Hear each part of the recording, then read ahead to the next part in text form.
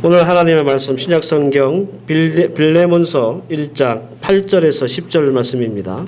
다 함께 하나님 말씀 봉독합니다. 이러므로 내가 그리스도 예수 안에서 아주 담대하게 내게 마땅한 일로 명할 수 있으나 도리어 사랑으로서 강구하노라.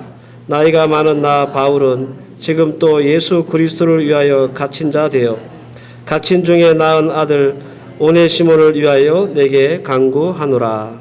아멘. 신약 성경에서 딱 한 장밖에 없는 성경, 유다서, 요한 1, 2, 3, 4, 3, 2 그리고 빌레몬서, 이렇게 네 권의 성경이 신약 성경에는 딱 한 장밖에 없는 그런 성경이죠. 이 중에 우리가 유다서와 요한 2, 3서를 5주에 걸쳐서 하나님의 말씀을 전했습니다.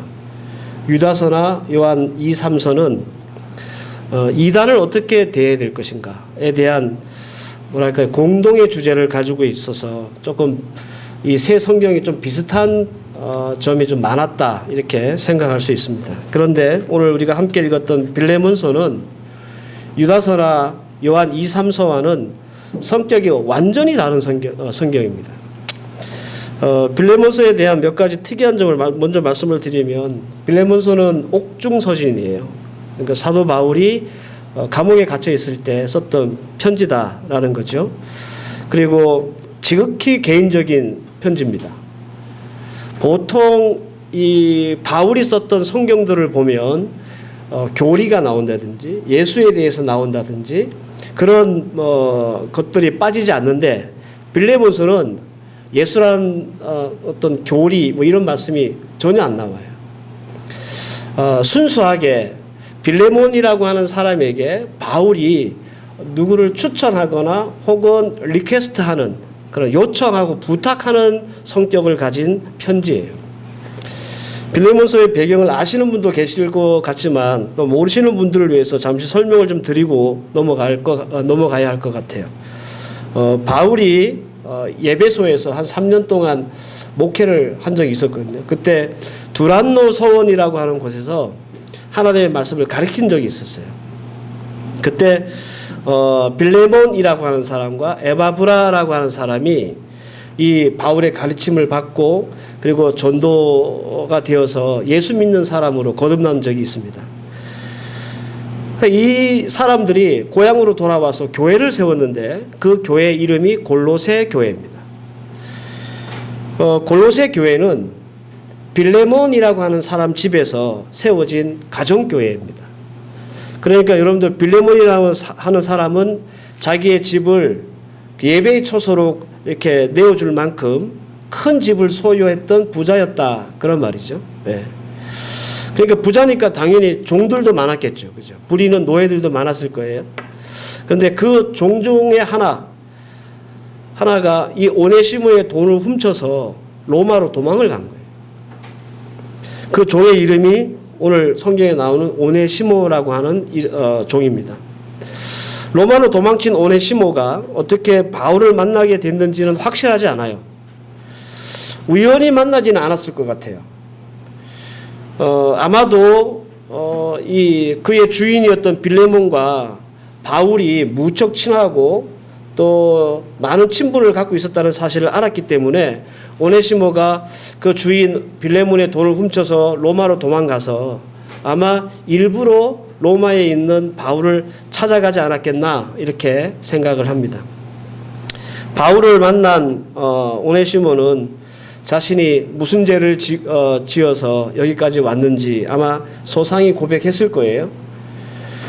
그리고 하나님 앞에서나 또 주인이었던 빌레몬 앞에서나 참 뭐랄까요, 죄송한 마음도 가졌겠죠.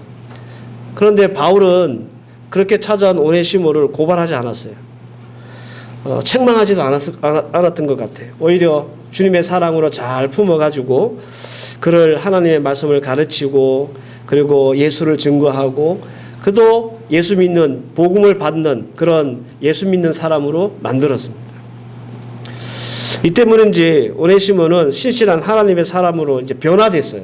옛날에는 주인의 돈을 훔쳐서 도망한 사람이었지만 바울을 만남으로 그가 회심하고 중생에서 거듭난 삶을 살게 되어서 참 옥중에 있는 바울에게는 참 필요로 하는 그런 좋은 동력자가 되었습니다.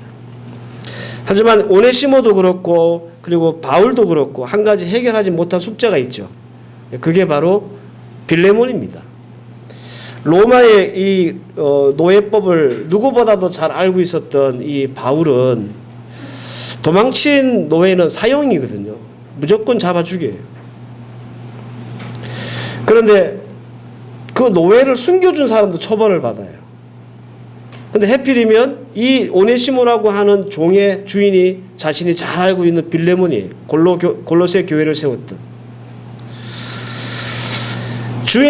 주인에게 모든 노예의 권리가 있기 때문에 아무리 사도 바울이라 할지라도 빌레몬의 허락 없이는 뭐 오네시모를 무작정 데리고 있을 수가 없었던 거죠. 오네시모가 복음으로 새 사람이 되었다, 혹은 그가 성도가 되었다라고 하는 것과는 별개로 빌레몬의 선차가 없이는 뭐 오네시모는 사실 죽은 목숨이에요. 그리고 바울의 동력자도 될 수 없는 그런 상황에 있었다라는 겁니다. 그래서 바울이 골로새 교회에 보내는 편지를 보내면서 사적으로 이 빌레몬에게 오네시모의 선처를 바라는 개인적인 편지를 보냈는데 그것이 오늘 읽었던 본문 빌레몬서입니다. 배경이 이렇다 보니까 빌레몬서의 내용이 뻔하죠. 그죠? 무슨 내용이 이 빌레몬서의 주 내용일 것 같아요. 바울이 지금 오네시모를 용서해달라고 한번 봐달라고 빌레몬에게 편지를 보내는 거잖아요. 그러니까 이 빌레몬서의 전체적인 내용은 너무 뻔해. 이 오네시모라는 사람이 이제 새 사람이 됐으니 당신 마음을 좀 열어서 이 사람 용서해 주셔. 뭐 이런 내용이에요. 용서라고 하는 것이 이 빌레몬서의 전체 흐르고 있는 분위기다라는 겁니다. 그런데 여러분들 이 오네시모 25절밖에 안 되기 때문에 나중에 읽어보시면 분명히 이 빌레몬서의 내용은 방향은 전체적인 흐름은 용서라고 하는 키워드가 있는데도 불구하고 성경에는 용서라는 단어가 단 한 번도 안 나와요. 예를 들어서 바울이 빌레몬에게 오네시모를 용서해달라 혹은 용서해주라 뭐 이런 내용이 전혀 안 나온단 말이에요. 용서라는 단어 자체가 안 나와요. 저는 이 점이 아주 특이하고 특별하다고 생각하거든요.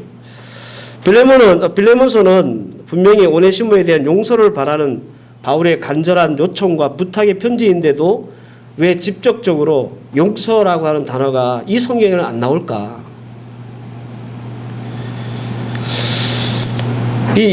여기에는 그만한 이유가 있지 않겠습니까? 그죠? 직접적으로 용서라고 하는 단어를 쓰지 않고 용서를 바라는 이 빌레몬서에 그만한 이유가 있지 않겠습니까? 그리고 빌레몬서에는 용서라고 하는 주제 외에 다른 교훈은 없을까? 이 두 가지 질문을 가지고 저는 오늘 여러분들에게 하나님의 말씀을 선포하고자 합니다. 여러분들 생각은 좀 어떠세요? 뭐 이렇게 아주 복잡하고 어려운 성경이 아니에요. 빌레몬서는. 누구나 읽어보면 대충 이 말씀의 내용을 이해하고 알아들을 수 있는 내용이에요.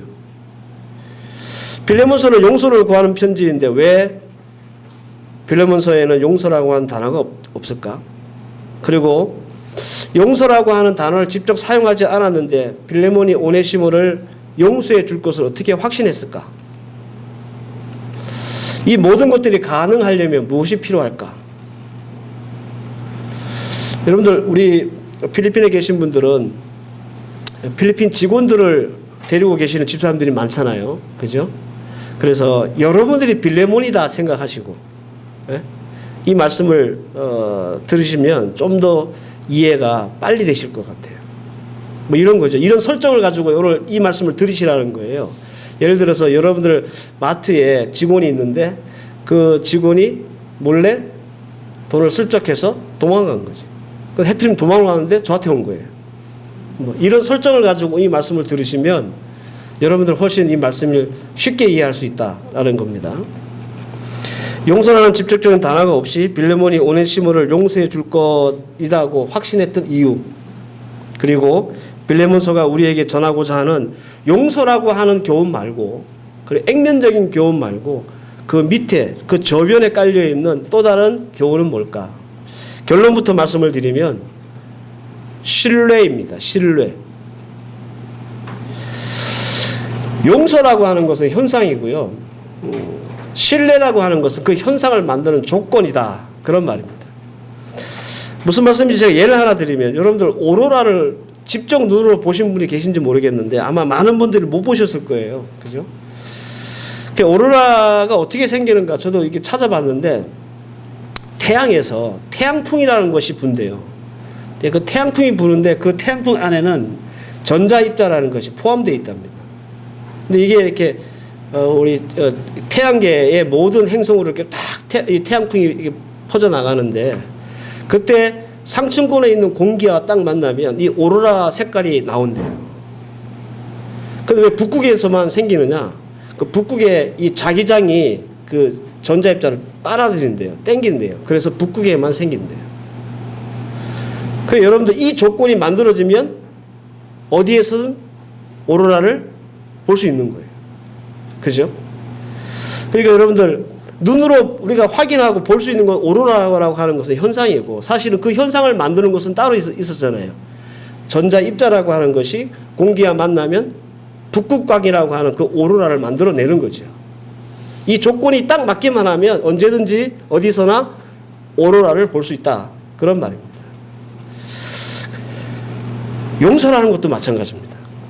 용서라는 현상을 만들어낼 수 있는 조건이 갖추어지면 어떤 상황이든 어떤 사람에게든 용서라고 하는 현상들이 나타날 수 있다. 그런 말입니다. 그래서 이 빌레몬서의 전체적으로 흐르고 있는 용서라고 하는 메인 어떤 주제가 있긴 하지만, 이것은 현상이고 그것보다 더 중요한 것이 있는데, 이 용서를 만들어내는 신뢰다라는 겁니다.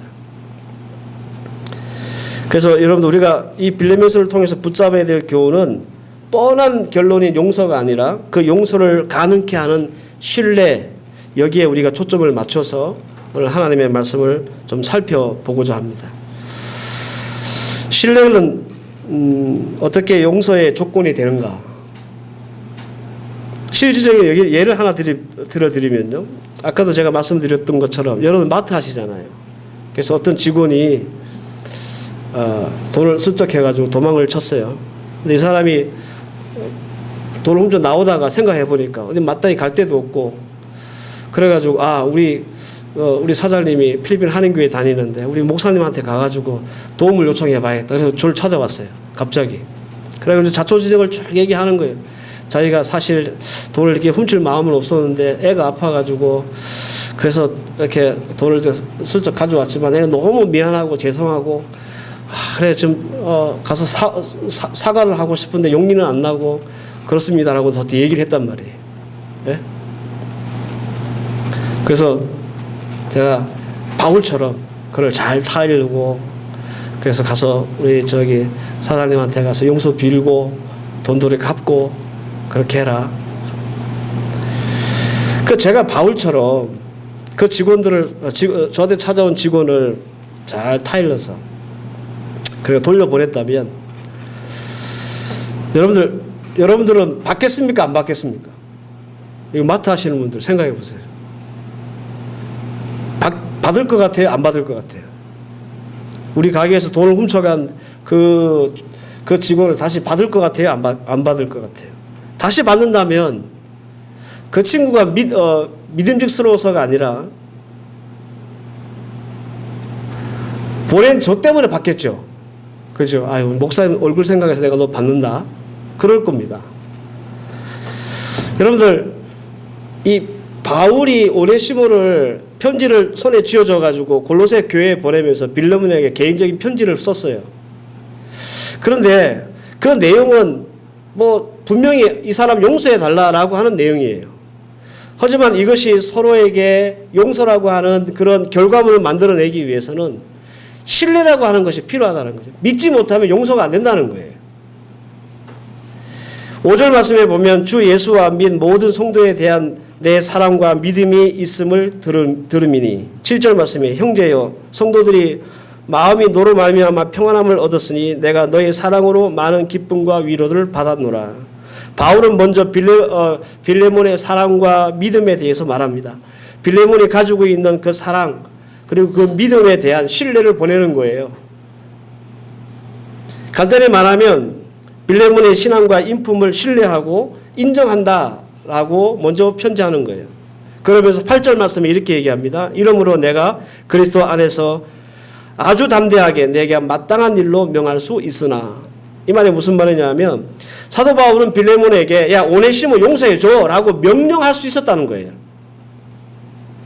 내가 너보다 나이도 많고 내가 너보다 스승이고 내가 너보다 윗사람이고 내가 너를 복음으로 너도 아들이고 그러니까 내가 얼마든지 내가 가진 위치나 자격을 가지고 오네시모를 용서해 주라고 얘기할 수 있다. 명령할 수 있다. 그런 말이에요. 그런데 바울은 오네시모의 선처를 구하는 근거로 자기가 가지고 있는 우월한 지위와 영향력이 아니라 빌레몬이 가지고 있던 사랑에 근거하여 그것을 신뢰하면서 용서해달라고 얘기하는 거예요. 9절 말씀에 도리어 사랑으로서 간구하노라. 너의 사랑 혹은 사랑으로서 간구하노라. 이 말은 바울이 빌레몬 이 사람이 얼마나 예수님 사랑하는 사람인지 얼마나 신실한 믿음을 갖고 있는 사람인지 신뢰한다는 말이에요. 내가 물리적으로 이 사람 용서해 주라고 명령하지 않아도 이 빌레몬이라는 사람은 그 사람이 가지고 있는 사랑과 믿음으로 얼마든지 오네시모를 용서해 줄 수 있는 사람이라고 신뢰했다는 거예요. 더불어 예수님 사랑하는 그 마음으로 얼마나 성도를 아끼고 사랑할지 이 바울은 확신하고 믿고 있었다. 그런 뜻입니다. 바울이 빌레몬에게 물리력을 써서 오네시모를 용서해 달라고 하지 않아도 빌레몬은 그의 사랑으로 오네시모를 품어주고 믿어줄 수 있기 때문에 굳이 뭐랄까요, 용서해라, 용서해주라 이런 말을 안 해도 그 신뢰로 용서해 줄 줄 알고 있었다는 거예요. 확신했다는 거예요. 왜 그 텔레비 선전에 그런 거 있잖아요. 말하지 않아도 알아요. 네. 가나 초콜릿. 서로 말하지 않아도 아는 거예요. 내가 용서해줘라고 말하지 않아도 그 사람이 가지고 있는 신뢰로 아는 거죠. 이 사람이 용서해 줄 것을. 저는 바울이 이 빌레몬을 100% 신뢰했다고 확신합니다. 그 증거는 이 빌레몬서 자체예요. 오네시모를 보냈다는 거죠. 여러분들 누구보다도 로마의 이 노예법을 잘 알고 있는 이 바울이 만약에 빌레몬을 신뢰하지 않았다면 오네시모를 보냈을까요? 가면 바로 잡혀 죽는데 당시의 노예는요 인권이라는 게 없어요. 물건이었어요. 그래서 막 사고 팔고 주인이 뭐 때리거나 죽이거나 해도 어떻게 법적으로 조처를 안 받았어요. 그런데 그 사실을 잘 알고 있는 바울이 만약에 빌레몬을 신뢰하지 않았으면 편지를 줘서 보냈겠습니까? 가서 잡혀 죽을 건데. 믿음과 신뢰 없이는 할 수 없는 일입니다. 그죠? 그래서 바울은 빌레몬을 그의 사랑과 믿음을 신뢰했다는 거예요. 내가 일부러 용서해 주라고 얘기하지 않아도 내가 가지고 있는 자격과 영향력으로 너 용서해 줘라고 명령하지 않아도 충분히 그가 가지고 있는 사랑과 믿음으로 오네시모를 용서해 줄 줄 아는 용서해 줄 줄 믿고 이 종 오네시모를 빌레몬에게 보냈다라는 겁니다. 반대의 경우도 우리가 생각해 봐야 되죠. 빌레몬은 그러면 바울을 신뢰했을까? 왜냐하면 용서라고 하는 그런 결과물을 만들어내려면 어떻게 해야 돼요? 상호 이 신뢰가 작용해야 되는 거예요. 바울이 빌레몬을 믿었듯이 빌레몬도 바울을 믿어야 용서라고 하는 시너지가 생긴다라는 겁니다. 한쪽은 신뢰하는데 한쪽은 불신한다. 이러면 용서라고 하는 시너지가 안 생기는 거잖아요. 바울은 빌레몬에게 이 오네시모의 중생, 즉 거듭남, 새로운 삶, 새로운 영혼이 되었다는 것을 보장하고 얘기했습니다. 10절 말씀에 보면 갇힌 자 중에 낳은 아들 오네시모 이렇게 얘기해요. 12절에 보면 그는 내 신복이라. 신복이라고 하는 단어는요, 내 내장이다 그런 뜻이에요. 내 자신이다 그런 말이죠. 바울은 오네시모를 갇힌 중에 낳은 아들이라고 했습니다. 투옥 중에 믿음의 수고로 낳은 영혼, 새롭게 얻은 새 생명이란 뜻이에요. 이 표현은 빌레몬의 마음을 움직일 수 있는 뭐랄까요, 카운터 펀치 같은 그런 말씀일 겁니다.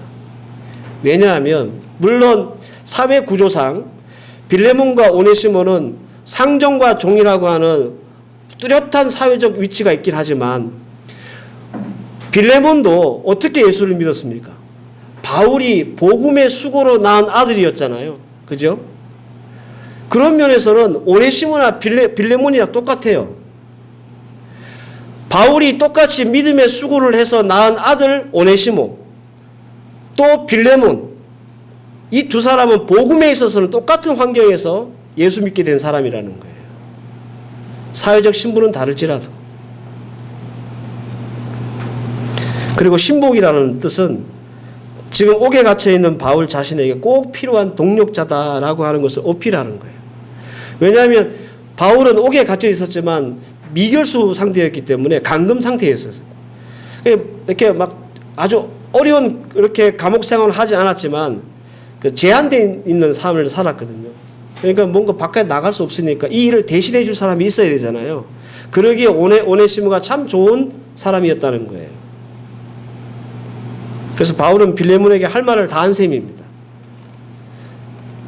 내가 보장하는, 내가 갇힌 중에 낳은 새로운 생명이고 내 신복이다. 모르면 바울은 빌레몬에게 할 말 다 한 거죠. 그죠?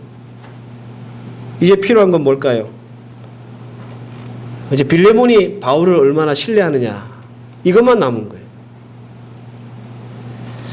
빌레몬이 바울을 얼마나 신뢰하느냐에 따라서 오네시모를 용서할 것인지 말 것인지가 결정되기 때문에 그렇습니다. 빌레몬 입장에서는 오네시모가 얼마나 많이 달려졌는지, 얼마나 착한 사람이 됐는지 확인을 못 하잖아. 그렇지 않습니까? 그죠? 지금 로마에 있으니까 오네시모는 이 사람이 그동안 어떻게 착한 사람으로 변했는지, 어떻게 예수 믿는 사람으로 변했는지 빌레몬은 확인이 안 돼요. 그러면 선택지는 딱 바울밖에 없는 거죠.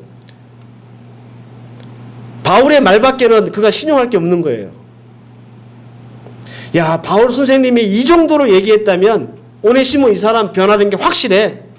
이 믿음이 없이는 절대로 용서가 안 되는 거예요. 아유, 바울 선생이 아무리 그래도 바울 선생 못 믿어. 그러면 용서가 안 되는 거죠. 그런데 빌레몬은 바울 선생님이 이 오네시모에 대해서 이 사람이 내가 감옥에서 낳은 아들이다, 내 신복이다 라고 얘기할 정도면 오네시모 이 사람 내가 안 봐도 어떻게 변해 있는지 내가 뻔하게 알 수 있어. 이런 믿음이 없으면 절대로 이 빌레몬은 오네시모를 용서할 수가 없어요.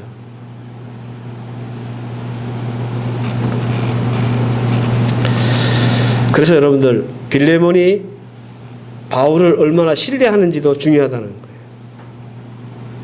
그러니까 바울과 빌레몬 사이에 상호 신뢰관계가 없으면 오네시모라고 하는 이 종은 용서받을 길이 없다라는 겁니다.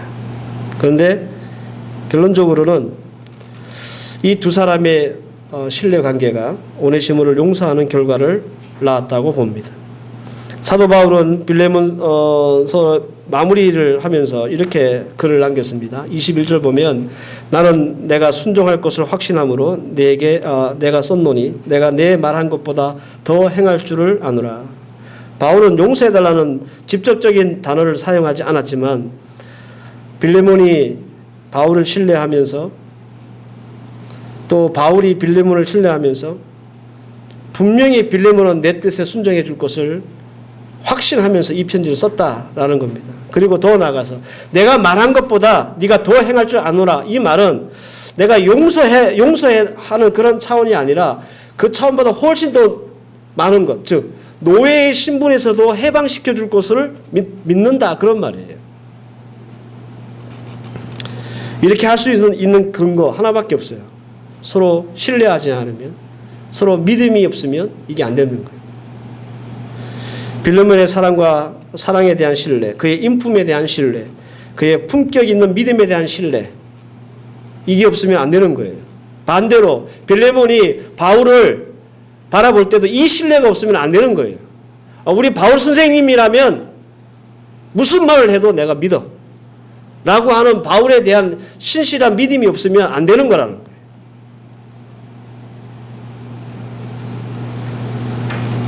이렇게 용서라고 하는 측면이 아니라 신뢰라고 하는 측면에서 빌레몬서를 읽어보면 여러분들 이 성경이 달리 보일 겁니다. 뻔한 내용이고 누구나 읽어도 다 알만한 내용이지만 이 말씀 저변에 숨어있는 아주 중요하고 기본적인 말씀들을 여러분들이 보실 수 있기를 바랍니다. 더불어서 나는 신뢰할 만한 사랑과 믿음을 가지고 있는 성도인가 여러분 자신들을 한번 도전해 보시기를 바랍니다. 주를 향한 여러분들의 사랑과 믿음 신뢰할 만합니까? 저 사람이라면 내가 믿어. 안 봐도 알아.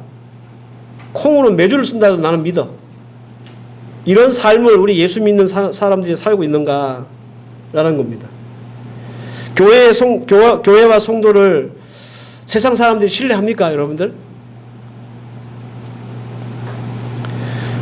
필리핀 처음 오는 사람들, 한국에서요, 처음 오는 사람들이 똑같이 듣는 말이 있죠. 저도 필리핀 처음 왔을 때 들었던 얘기예요.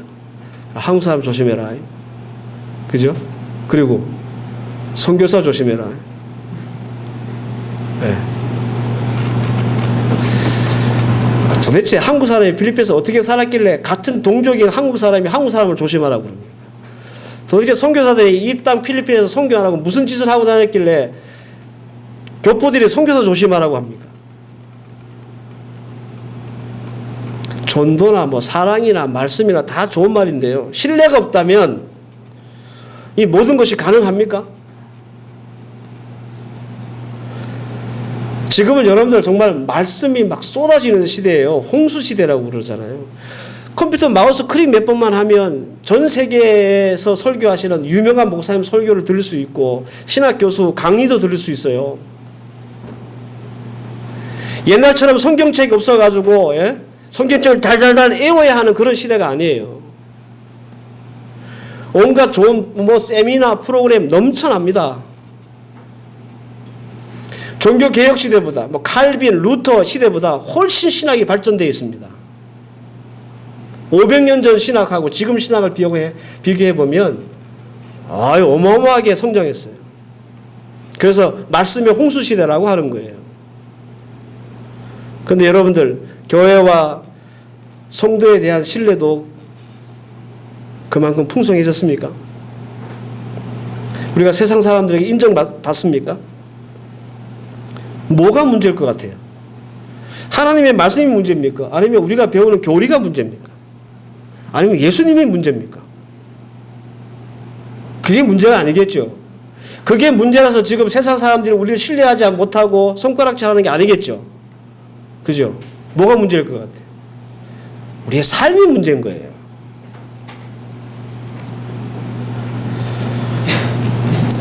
예수 믿는 성도들의 삶이 말씀과 함께 하지 못하고 무너지기 때문에 세상 사람들이 우리를 신뢰하지 않는 거예요. 믿지 않는 거예요. 예수쟁이들이 하는 말을 안 믿는 거예요.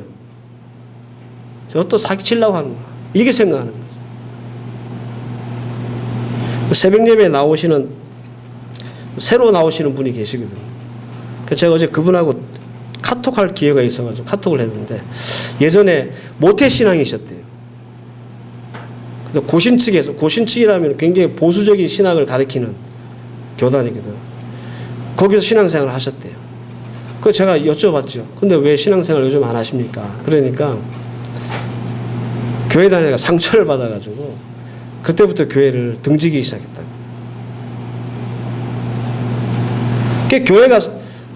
교회가 사람을 내쫓는 곳이 된 거예요. 여러분 모태신앙의 교회를 등질 정도면 그 보통 일 아닙니다. 마태복음 5장 16절 말씀에 너희 착한 행실을 보고 하늘에 계신 너희 아버지께 영광을 돌리게 하라. 예수님이 하신 말씀이에요. 고린도서 10장 24절 말씀에 누구든지 자기의 유익을 구하지 말고 남의 유익을 구하라. 30절 말씀에는 그런즉 너희가 먹든지 마시든지 무엇을 하든지 다 하나님의 영광을 위해서 하라. 하나님의 영광을 위한 삶, 남의 유익을 구하는 삶, 이 삶이 무너지니까 여러분들 예수 믿는 사람들이 세상 사람들에게 신뢰가 무너지는 거예요. 신뢰가 무너지니까 우리가 아무리 예수 믿으라고 교회 나오라고 떠들어 싸도 거들떠 보지도 않는 거예요.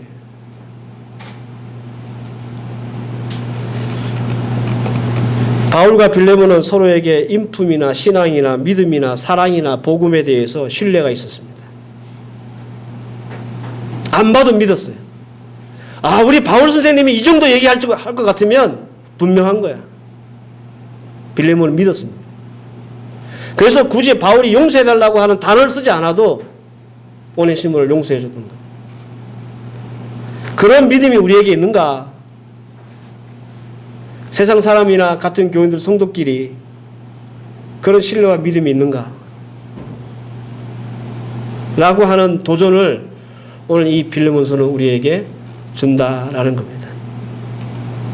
우리는 여러분들 하나님의 영광을 위해서 내가 조금 손해보고 내가 예수 믿는 사람인데 혹시 이 일 때문에 하나님 앞에서나 사람들 앞에서 교회가 흠집이 생기지 않을까? 혹은 하나님 영광을 가리지 않을까? 이렇게 생각하지 않고 하나님 영광 따위는 필요 없고 지금 내가 당장 나한테 유리해야 되고 내가 손해가 없어야 되고 내가 좋아야 되고 하는 그런 삶을 자꾸 살다 보면 세상 사람들은 더 이상 우리 예수 믿는 사람들을 신뢰하지 않게 되는 거예요. 저 인간 자기 위해 사는 사람이야 라고 생각하고 자기 이익을 위해서 거짓말도 할 수 있는 사람, 사기를 칠 수 있는 사람이라고 생각하기 때문에 안 믿는 거예요. 근데 그 사람들이 아무리 나와서 아이고 우리 교회 다니시라고 교회 다니면 좋다고 예수 믿으라고 구원받는다고 그렇게 해본들 이미 우리에게 신뢰가 없는데 우리가 전하는 말씀에 능력이 나타나겠습니까?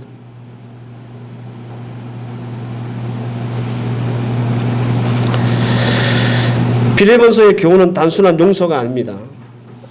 이 용서를 가능케 했던 신뢰가 훨씬 더 근본적이고 중요한 말씀의 교훈이었습니다. 따라서 우리 사랑하는 주의 성도들이 이 땅에서 하나님 믿는 성도로서 여러분들 이제 요 예배 마치고 이제 각자 집으로 돌아가시고 삶의 터전으로 돌아가시면 얼마나 많은 예수 안 믿는 사람들을 만나게 되실지 모르겠지만 여러분들은 예수 믿는 사람들의 대표자가 되는 거예요. 그죠? 근데 다른 사람들은 여러분들을 통해서 예수 믿는 사람이 어떤 사람인지를 평가하는 거죠. 여러분들이 하나님의 영광 생각하지 않고 남의 유익을 구하지 않고 그런 삶을 계속 살면 신뢰가 떨어지는 삶을 살면 예수 안 믿는 사람들은 여러분들을 보면서 복음을 받아들이지를 못하는 거예요. 엄청난 일인 거죠. 어떻게 보면.